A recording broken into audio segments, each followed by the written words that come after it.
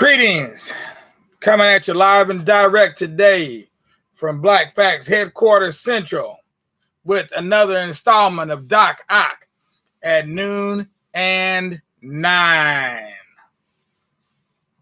Proverb for today: the dying man is not saved by medicine. The dying man is not saved by medicine. And that's a that's a proverb from Nigeria. Nigerian proverb. The dying man is not saved by medicine. Okay, poem for today. Trek song, Mac song. Thought that might be kind of appropriate. Because today, Crosby he's about ready to get out of the army and get on with his life, returning to the Kleberg. So we thought this would be appropriate. This is another poem by none other than Eugene Redmond from The Eye in the Ceiling. And he wrote this and dedicated it to James Baldwin, Ralph Ellison, and John Steinbeck. Grapes of wrath, ground, danced into wine, drink wine, spody yodi, drink wine, Georgia Pine High, America's invisible man, stammers or performs stunts in the country's viscera, is flushed through the annals of the national debt, drink wine, wail with them plucks, trucking, hauling ass, marijuana, cocaine, hashish, heroin, LSD, and much dick. Trekking through Memphis, St. Louis, Motown, Cleveland, Philly, the Big Apple, Newark,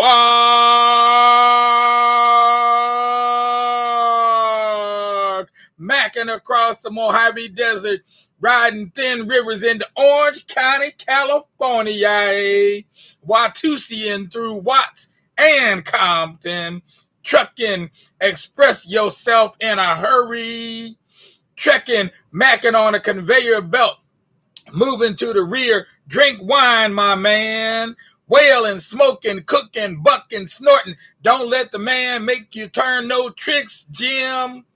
Run song, beat up and done song, ever winning, ever losing, ever ebbing, trek tune. Ever winning, ever losing, ever ebbing, trek tune. And that's a Trek song, Mac song, dedicated to Baldwin, Ellison, Steinbeck, and Crosby too.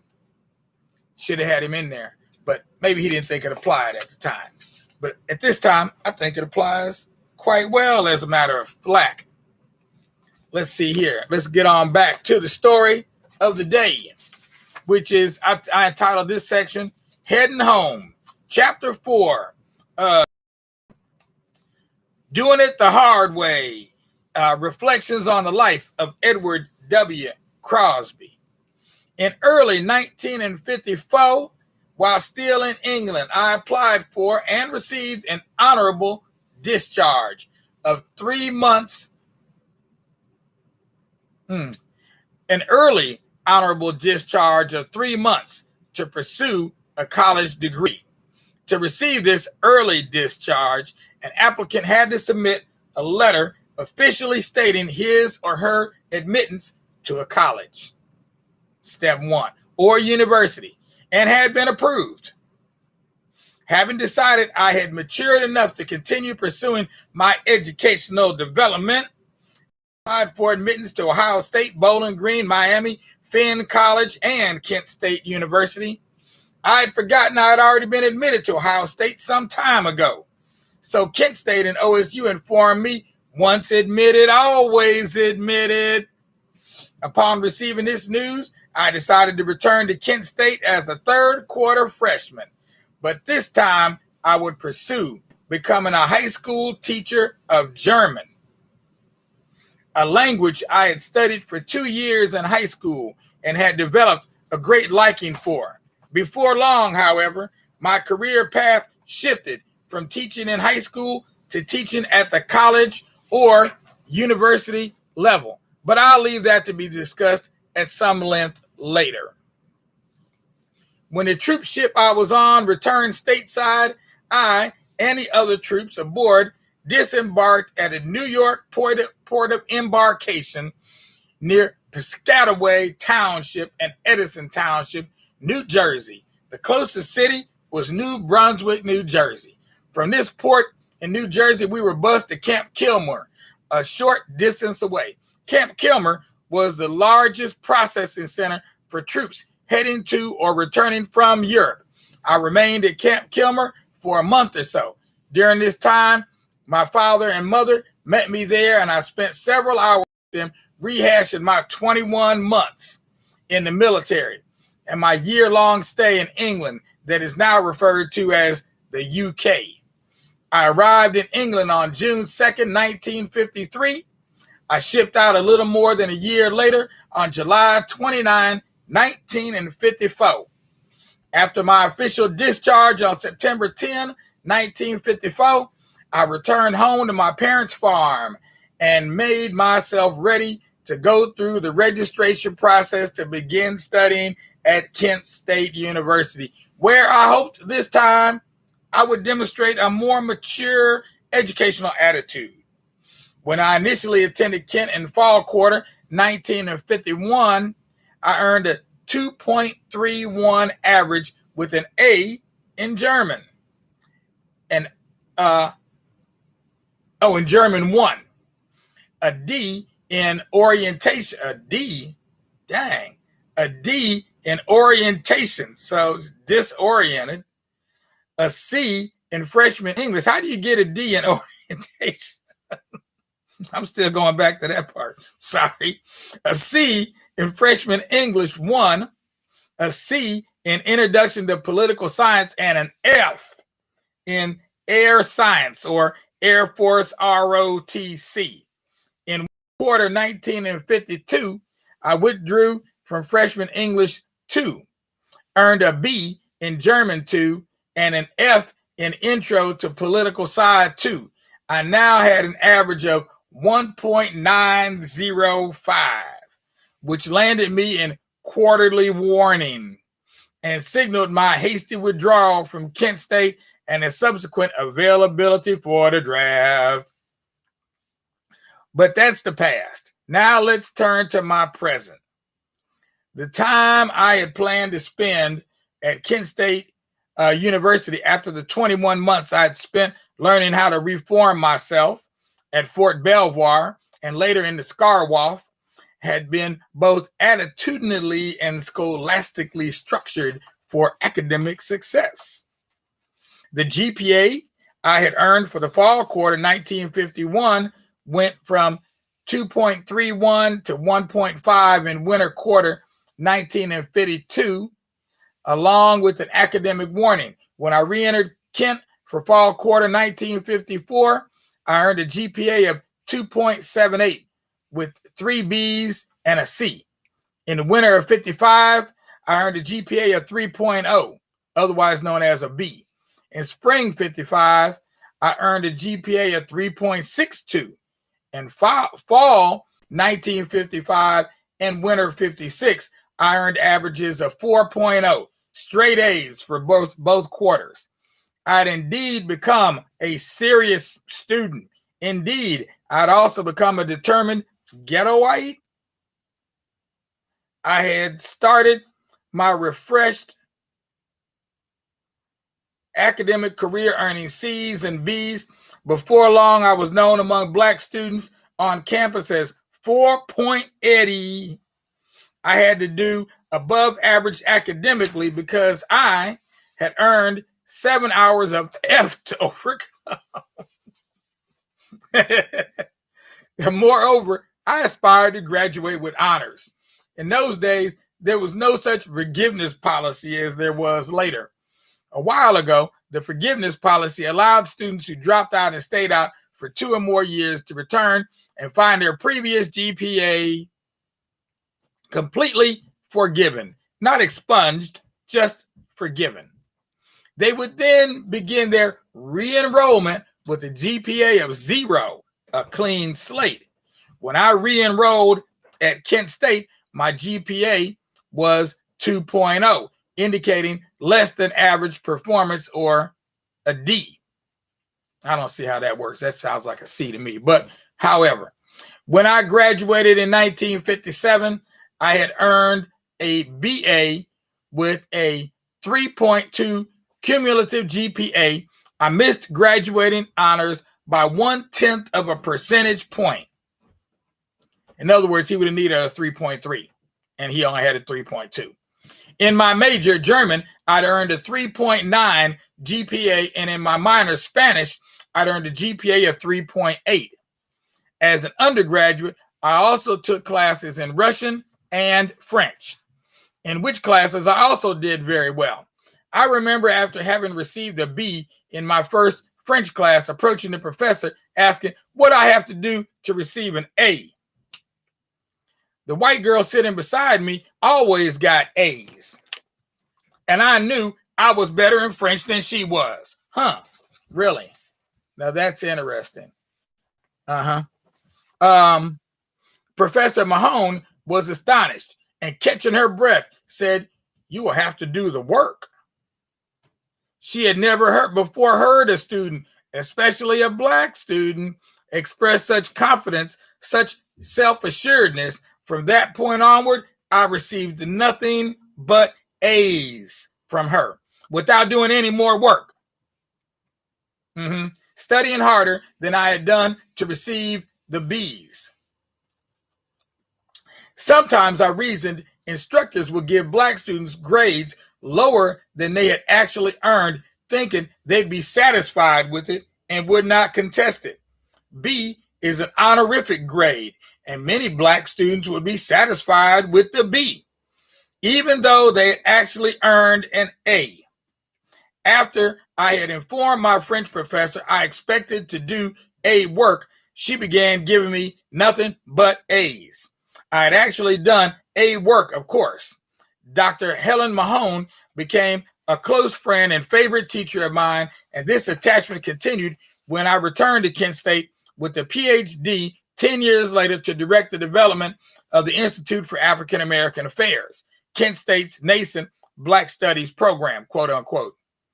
This incident I would repeat to those students, black or white, who enrolled in any of those curricular programs that I worked in as a professor or had created and directed. My message was always introduce yourself to your instructors, let them know what expectations you have, and having done so, burst the low to average performance bubble they may have placed you in because of your color or just your looks. Professors are people too. And as a matter of fact, that's one of my father's stories that he told me more than one time. I didn't actually follow his advice all the time, but I sure made sure to give it to my students. Okay. I made sure to give it to my students to do just that, to introduce yourself to your teachers and let them know if your grades aren't what they should be or you think they should be. Let them know this is your A semester and ask them, what do you have to do to get that A? Because for sure, they definitely were not expecting that. They have likes and dislikes. Consequently, they sometimes tend to treat students as just another quote unquote damn student until you let them know you are different and your expectations for yourself are not commonplace. So if you are not meeting your expectations, request help. Let them know what your expectations are in class. Approaching my last quarter before graduation, I had an ACUM of 3.23. I approached Dr. Schindler, the College of Education Dean, to gain his permission to enroll for student teaching, even though I was 1 credit hour short in my minor, Spanish. I explained to the dean I had a 3.8 average in Spanish, and the missing credit hour should not have mattered much. I went on to tell him I had applied for a high school teaching position in Detroit, Michigan that required a student teaching certificate. He told me I must not have been able to read the credit hour stipulation in the catalog, or I was simply trying to avoid following his college's rules. With that, he called me a malingerer. What? Where had I heard that word before? And he summarily asked me to leave his office after telling me again to enroll for student teaching, even though doing so would ruin my chances of receiving the teaching position in Detroit. Upon leaving his office, I returned to the German department to tell Dr. Schroeder about my meeting with Dean Schindler. He suggested that since I had taught 2 freshman German courses under his tutelage, he would ask Dean Schindler to certify this experience as a fitting substitute for student teaching. Dean Schindler wouldn't even bend. Then I remembered having read in the recently issued undergraduate catalog that I could change the catalog I entered Kent under if I found the new catalog offered me an academic advantage. However, once the catalog was changed, I would not be able to return to the previous catalog. The new catalog stipulated that I could graduate from the College of Arts and Sciences without needing to have a minor.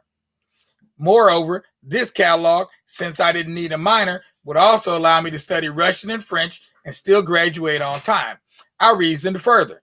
I could graduate in arts and science, seek a graduate assistantship in the German department, even earn a master's degree and teach German and Spanish on the college level.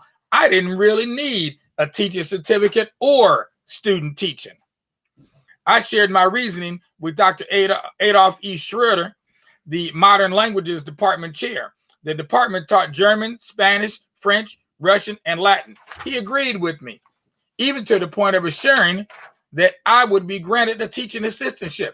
I returned to Dean Schindler's office and handed him papers authorizing my transfer from his college to the College of Arts and Sciences. Once he saw my determination, he said he would allow me to avoid enrolling in student teaching. Oh my God, how about that? And also receive a pass in student teaching. I smiled when I told him, thank you, but no thank you. In arts and sciences, not only would I now be able to expand my coursework in foreign languages, but I'd also, upon graduation, be granted a graduate assistantship, which would allow me to earn an even higher degree. Why should I settle for teaching high school? No, I will remain at Kent State, earn a master's in German in 1959, and in the process gain more experience teaching college-level German classes. On March 17, 1956, 2 years after being honorably discharged from Skarwoff with the rank of corporal and the Army in general, and excelling academically at Kent State, after wooing the light of my life, Shirley allowed me to convince her to marry me. She was living in Youngstown, Ohio at the time, where she had, after graduating from Ohio U, accepted a position with the Youngstown YWCA. She was now a social worker working with the Y teens. Once married, the two of us lived in her flat in Youngstown at 854 Woodward Avenue. I commuted daily the 40 miles one way to Kent, fall, winter, and summer. 2 years later, on February 28th, 1958, our first son, Edward